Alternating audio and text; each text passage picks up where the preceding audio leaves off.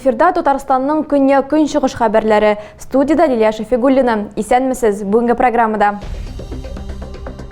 Олар ярдәмгә мохтаҗ. Хоккей тартмачыгы тренерлары проблемаларын хәл итүне сорый. Остазлар һәм аларның шәкертләре ниләр турында хыяллана. Тиздән беренче рейс. Зәйранның тагын 2 мәктәп укучылары белем йортларына уңайлы автобусларда йөриячәк. Бәхет кемнәргә елмайды? Буры түгел тешләмәс. Бүгенгә Әлмәттә 170-тән артык эшсез кеше теркәлгән. Аларга нинди эш тәкъдим итәләр? Шәһәрнең үзидара советлары узган елга йомак ясауны дәвам итә. 8нче тосқа караган халык җыены 17нче мәктәптә узды. Аның барышында капиталь ремонт, яңа тротуарлар, территорияны тәртипкә китерү кебек мәсьәләләр күтәрелде.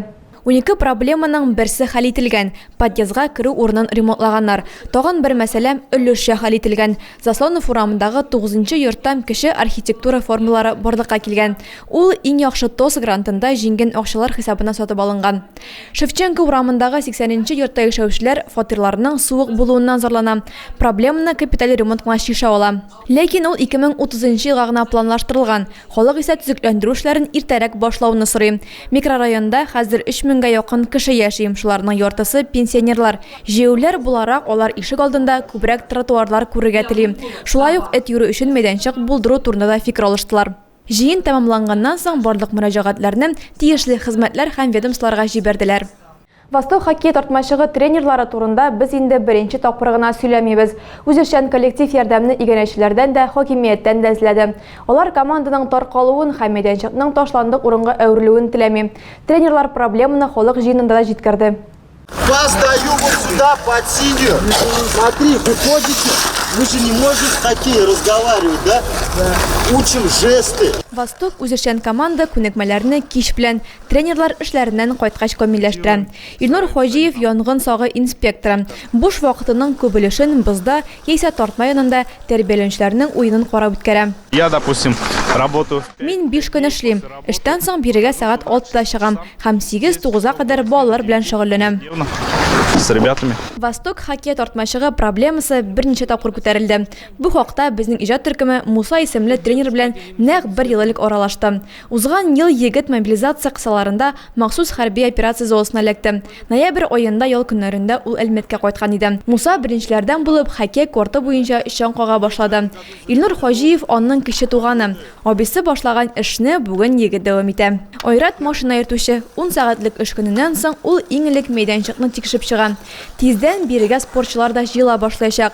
Икенче ел инде команда игенәчеләр һәм шәһәр җитәкчелегеннән ярдәм эзли. Алар беренче эш итеп тренер буларак үз эшчәнлекләрен законлаштырырга телиләр.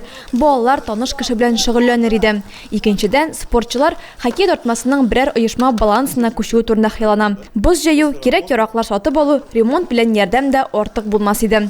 Иратлар әлеге сорауларны халык җыенында да күтәрде. Мондый җыелышлар әлмәтләргә борчыган проблемаларны турыдан-туры хакимияткә җиткерү мөмкинлеге бирә. Башка үзешчән командалар белән чагыштырганда Востокның үзәкләштерелгән җылыту белән тәэмин ителгән бинасы бар.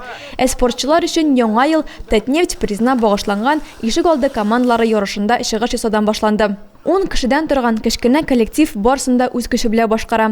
Боз җәяләр, махсус билгеләр ясыйлар, инвентарны төзәтәләр. Аларга ишек алды күршеләре дә кушыла. Кемдер ремонт белән ярдәм итә, кемдер мәйданчыкны тәртипкә китерә. Хәзер команда составында 20дән артык кеше исәпләнә. Әлегә спортчылар 2 теләк белән яши. Алар тренерлык документы алырга һәм нинди дә булса оешма табелина кергә хыяллана. 17нче мәктәп, спорт идарәсе, спорт мәктәбе, идарәче компаниямы, анысы мөһим түгел. Иң әһәмиятлесе балалар белән эшләү мөмкинлеге. Хәзер тренерлар һәм спортчылар чемпионат тәмамлануын һәм Муса абыйларын көтеп калачак. Зәйранында балаларны уку йортларына илтүче автопарк яңартылды. Яңа автобус ачкычлары бер шәһәр һәм бер авыл мәктәпләренә тапшырдылар. Транспорт ничек һәм кайдан хәрәкәт итәчәк, Адилә Борһанова белеп кайтты.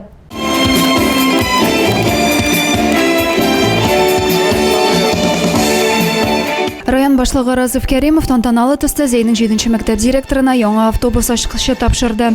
Шулай ук бу көнне югары мәгълүм мәктәбе дә яңа транспортлы булды.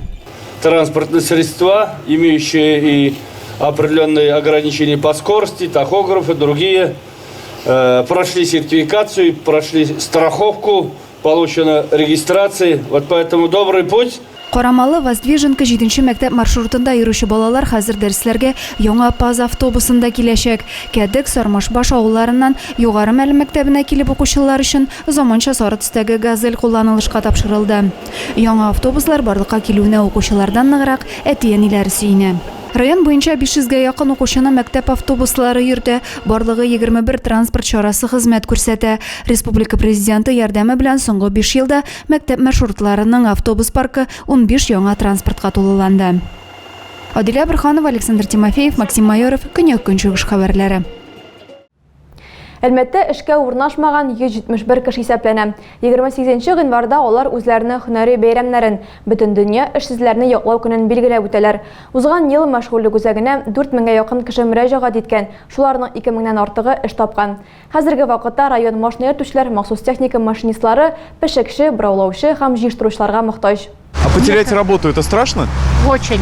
Шулай да эшен югалткан кешегә борчылырга урын юк. Эш табу хәзер кыен түгел. Махсус онлайн хезмәтләр яки мәшгульлек үзәгенә мөрәҗәгать итәргә мөмкин. 2022 елда Әлмәт оешмалары, хезмәтләре һәм идарә тармаклары 1677 вакансия тәкъдим иткән. Численно зарегистрированных безработных. 2022 ел ахырына 163 эшсез кеше теркәлгән.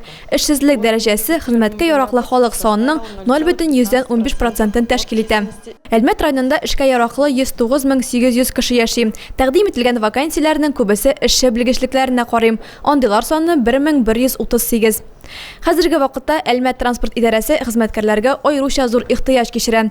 Аларның җитмәве оешма җитәкчелегенә генә түгел, ә барыннан да элек шәһәр халкына да зур уңайсызлык китерә. Кадрлар булмавы җәмәгать транспортына шәһәрнең һәр почмагын кулачларга кымаучаулый. Әгәр транспортчыларга эшкә урнашырга теләүче тиешле белемнәргә ия түгел икән, аны да сафка бушлай укырга җибәрәчәкләр. Бу махсус техника операторларына да кагыла. Сайланырга яратучылар һәм барлык эш бирүчеләр белән танышырга теләүчеләр өчен вакансияләр ярминкәләре уздырыла.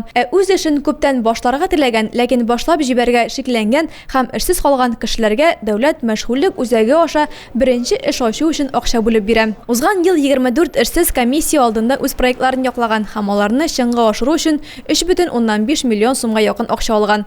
Ничек кенә булмасын, эш һәм эшче кайчанда булса барыбер бер-берсен табачак. Баулы районында зур тормыш тәҗрибәсенә ия булган хезмәт ветераннары шактый. Яңа Шүт авылында яшәүче Вафия Галимова шуларның берсе. 14 яшеннән сыер савып 41 ел гомерен фермада эшләүгә багышлаган ветеран белән Ләйсән Сәйдгараева танышып кайтты. Вафия Галимова 1943 елда Хәнсевер авылында 5 балалы гаиләдә туа. Кичкенәдән кул арасына кереп үсә, шәфкать туташы яки ветеринар булырга хыяллана. Тик әнисе авырып китү сәбәпле 7 класс кына укып кала. 14 яшеннән фермада сыер сава башлый. Миннән улы кызлар, бу бала нишләп килгән инде, шул сыер савалам инде дип мине уйлаганнар инде. Саудым, теге улы кызлардан 2 сыерга калдым. Көрші кызы сауышты, бірсін үзім саудым, бірсін ұл саудым. Вафия апа 41 ел гомерен фермада эшләүгә багышлаган. 10 ел сыер сауганнан соң фермада лаборант хезмәтен башкарган. 25 ел буе авыл советы депутаты булып торган. Аңа хезмәт ветераны дигән мактаулы исем бирелгән. Вафия апа тормыш иптәше Тимирҗан белән 52 ел бергә гомер итеп, 2 бала үстергәннәр. Гаилә башлыгы бүгенге көндә мәрхүм. Уллары Айрат белән Илмир әниләренә ярдәм итеп торалар. Безнең балаларны барсында үстерүче әне инде. Әле бәләкәйсенә 9 яш. Шул анысы да әби генә дип тора инде. Вафия апа кул эшләренә оста. Пенсиягә чыкканча шәл бәйләгән, урындык япмалары теккән. Ул үз гомерендә 50-дән артык шәл бәйләгән. Берсе әле дә саклана. Ул бүген дә тик тормый, юк башлар бәйли. Җәйгә чыккач бакчада эшли. Үй эшләреннән бушаган арада китаплар һәм газета, журналлар укырга ярата. Булганына шөкер итеп, тормышка сөенеп яши ул. Аллаһка шөкер, киленнәрем дә бик әйбәт булды. Әни дип кенә торалар. Аллаһка шөкер. Балаларыма bir сүз әйтерлек түгел. Риза мин балаларымнан. Вафия апа Галимованың гомере зая үтмәгән, тормыш сынауларын лаеклы узган, үзенә терәк булырдай балалар үстергән. Оныклары һәм оныкчыкларына да менә дигән үрнәк ул. Тагы да күбрәк яңалыклар һәм тапшырулар безнең сайтыбызда урнаштырыла. Без социаль челтәрләрдә бар, хәбәрләр юлагыз. Бүгенгә менә шулар, мин сезгә файдалы яллар, күңел тынычлыгы телим. Исән сау булыгыз.